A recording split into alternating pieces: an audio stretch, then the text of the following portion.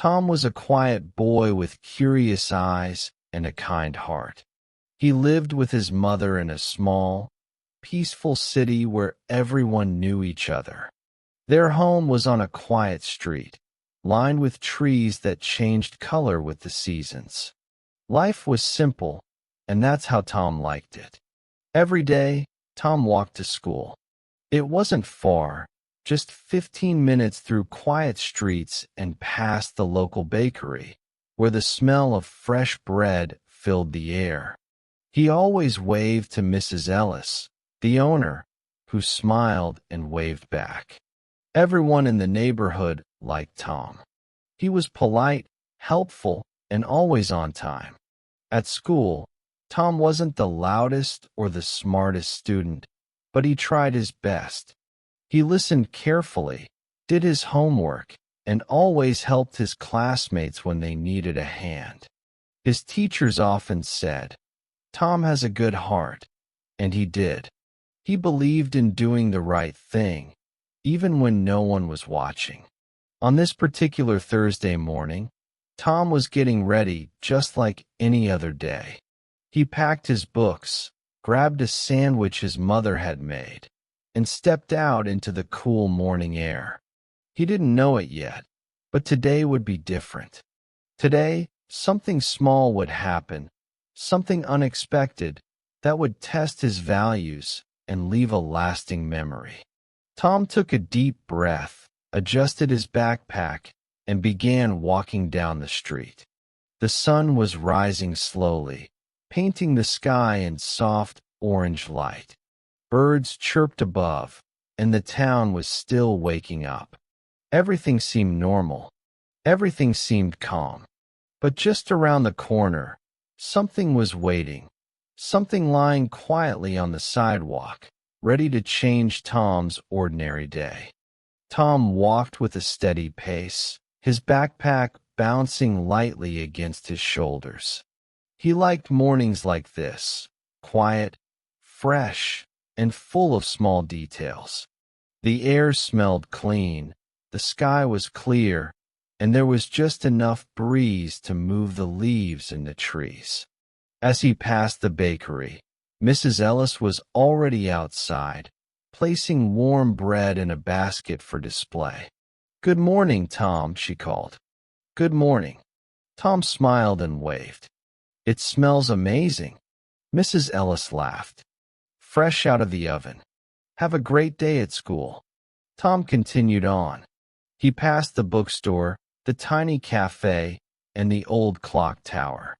This was his routine, and he enjoyed every part of it.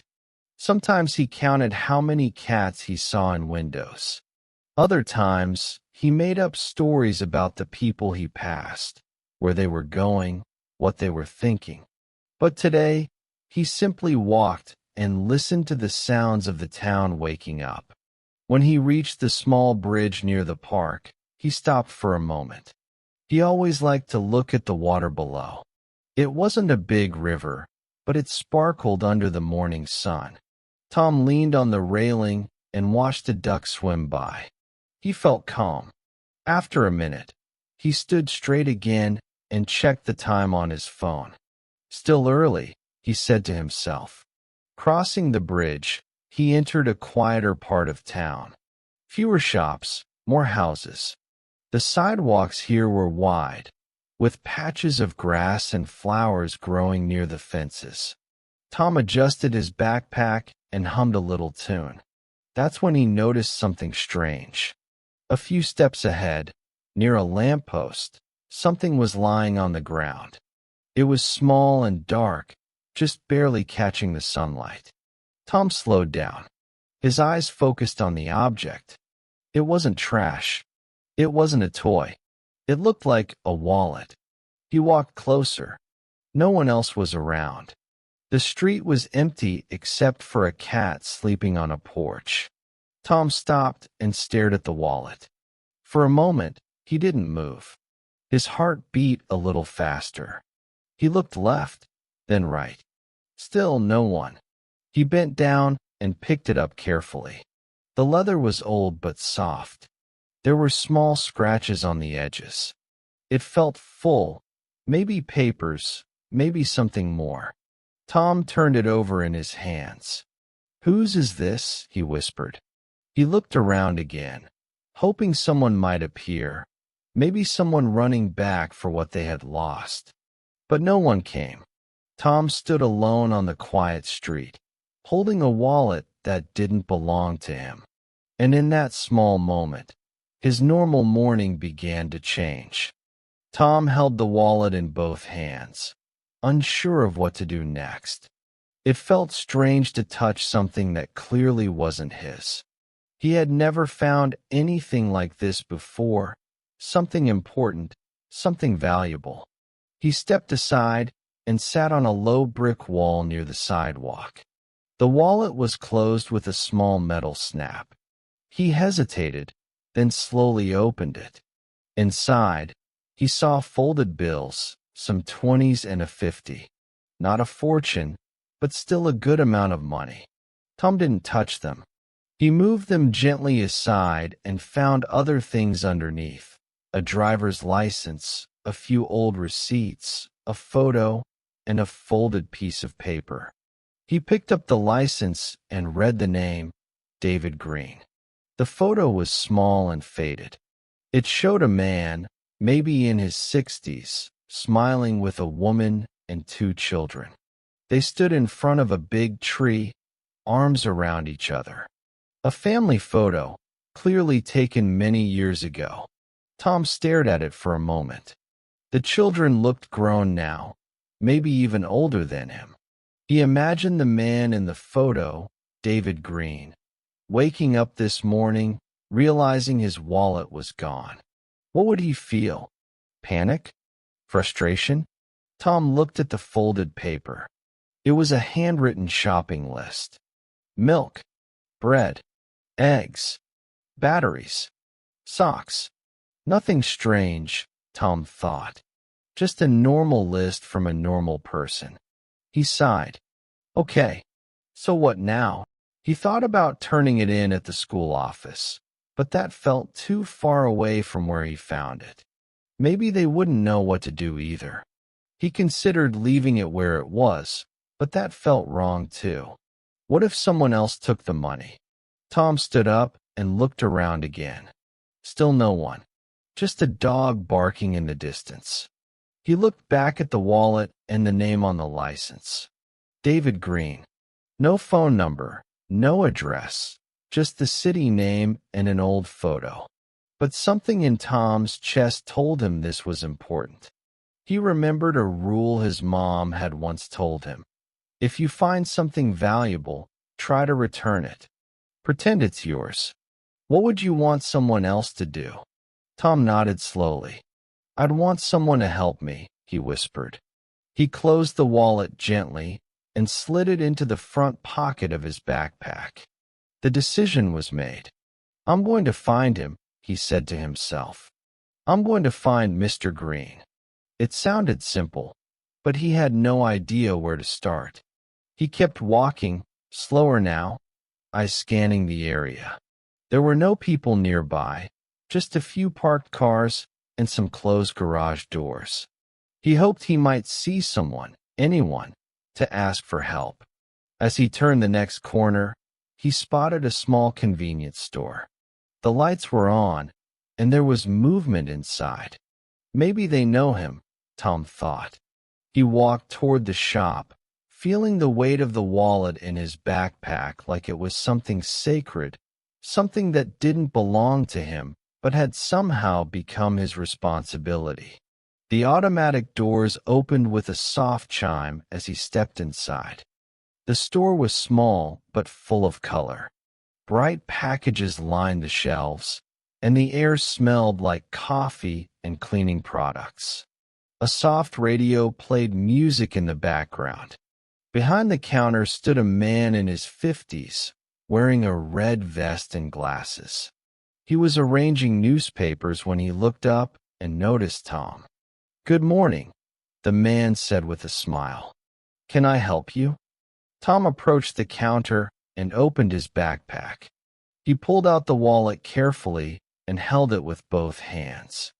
"Hi," Tom said. "I found this wallet on the street. I think someone lost it." The man raised his eyebrows and leaned forward.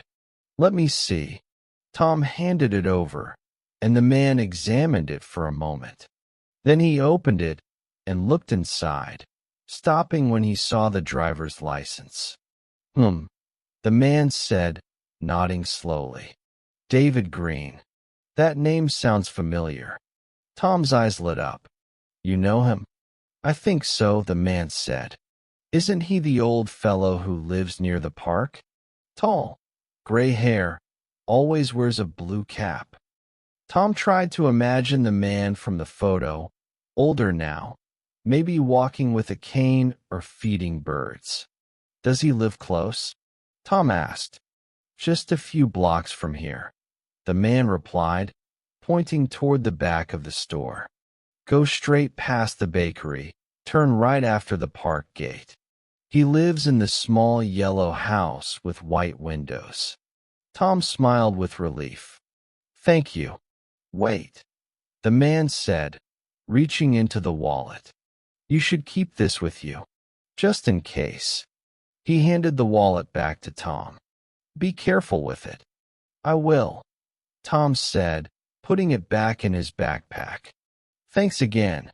Tom stepped outside, the morning sun now a little higher in the sky. The streets were still calm, but his heart beat faster with excitement. He had a name. He had a possible address. And most of all, he had a mission. As he walked, he thought more about what was inside the wallet. It wasn't just money or cards. It was someone's life in small pieces. The family photo, the shopping list, the worn leather. It all felt personal. Tom imagined losing his own backpack and how lost he would feel. That made him walk faster.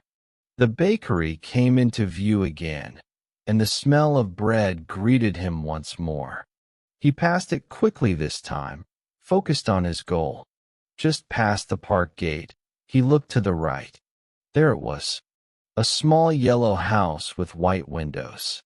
He stopped for a second and took a deep breath. "I hope he's home," he whispered. And with that, Tom took the first step toward the front gate. Tom stood at the gate of the yellow house, his hand hovering just above the latch. The yard was small but neat. There were 2 flower pots by the door, filled with purple and yellow flowers. A bicycle leaned against the side wall. Everything looked quiet.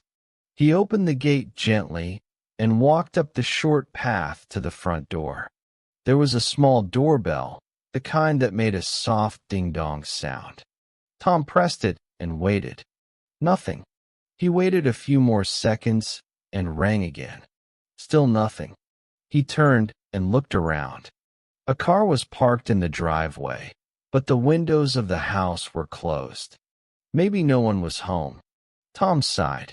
He stepped back toward the sidewalk, unsure of what to do. Maybe the shopkeeper was wrong. Maybe this wasn't Mr. Green's house at all. Just then, he heard a voice behind him. "Looking for someone?" Tom turned. Across the street, an old woman was watering her plants. "Yes," Tom said. "I'm looking for Mr. David Green." The woman nodded. "That's his house," she said, pointing at the yellow home. "But he's not there right now. He usually goes to the park in the morning."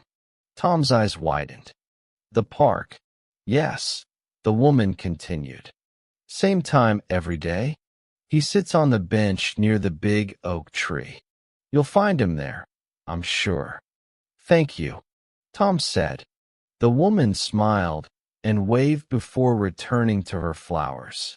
Tom walked quickly toward the park entrance, which wasn't far. He passed the gate and entered the park path lined with trees. The morning sun filtered through the leaves, casting moving shadows on the ground. Birds chirped in the branches, and a few joggers passed by with headphones in their ears. He scanned the park, looking for an old man in a blue cap. He remembered the photo in the wallet and tried to match the face. There were many benches, but only a few were occupied. A couple sat with a baby in a stroller. Two boys were playing with a frisbee near the open field. Then, near a large oak tree, Tom saw him. A man, maybe in his 60s or 70s, sat alone on a bench. He wore a navy blue cap and held a walking stick. His posture was relaxed, but his eyes seemed distant, like he was thinking about something far away. Tom's heart started to beat faster. "That must be him," he whispered. He walked slowly toward the man, suddenly nervous. What if it wasn't Mr. Green?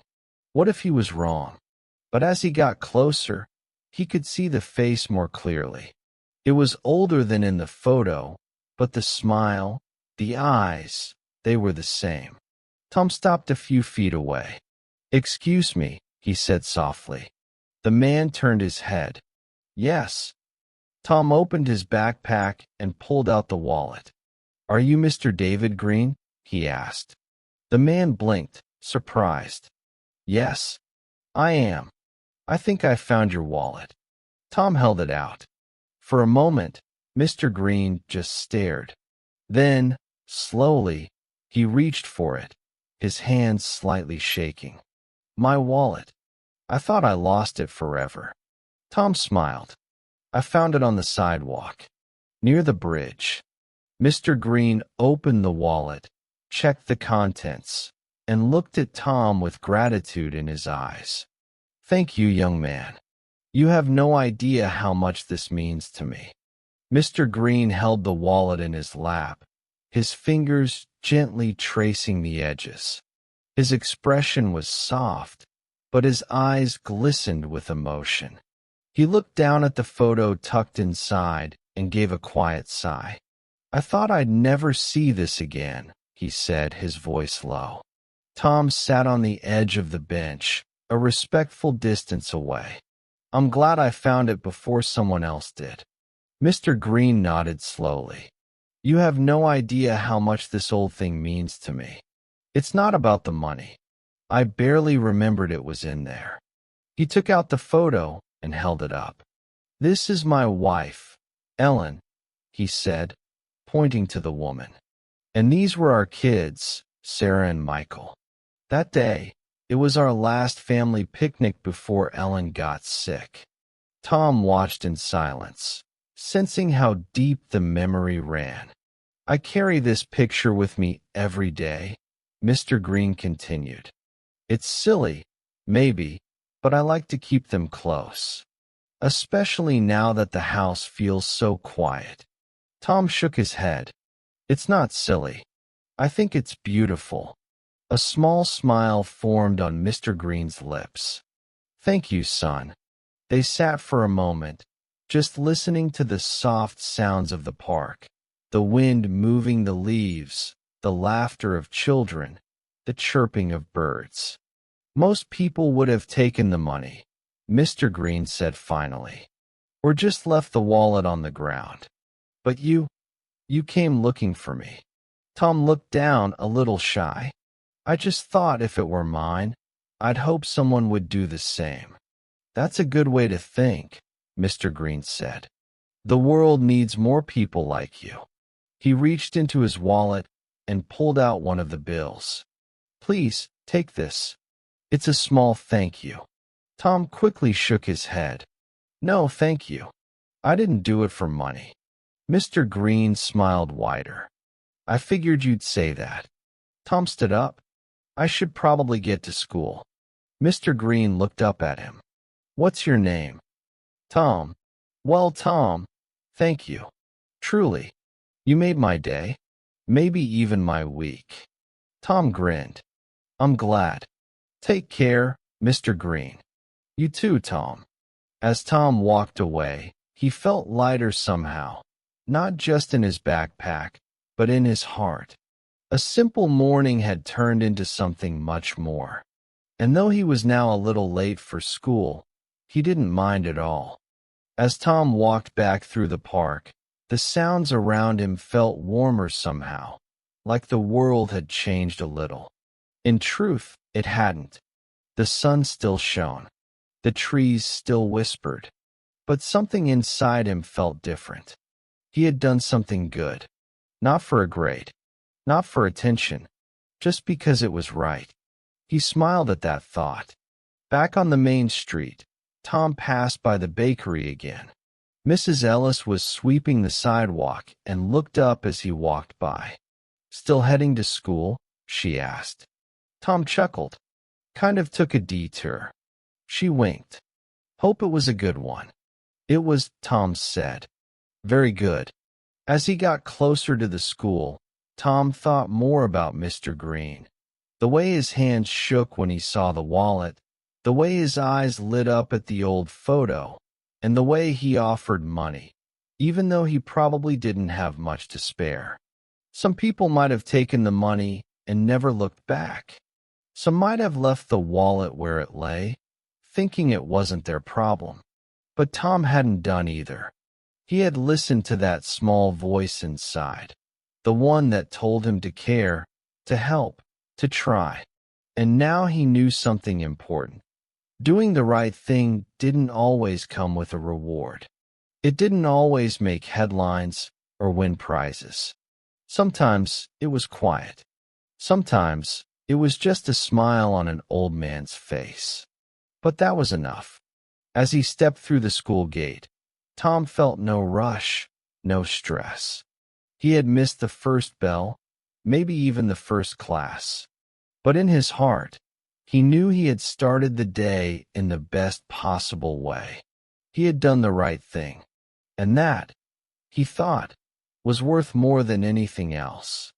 That evening, Tom sat at the dinner table with his mother.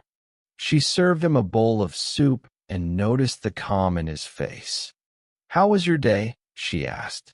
Tom looked up and smiled. Different, but really good. He didn't tell her everything, just that he had helped someone. His mother smiled back. "That sounds like you." Later, as he lay in bed, Tom thought about Mr. Green, the wallet, and the quiet bench in the park. He closed his eyes with a peaceful heart. Sometimes, the best days start with something small and end with a quiet smile.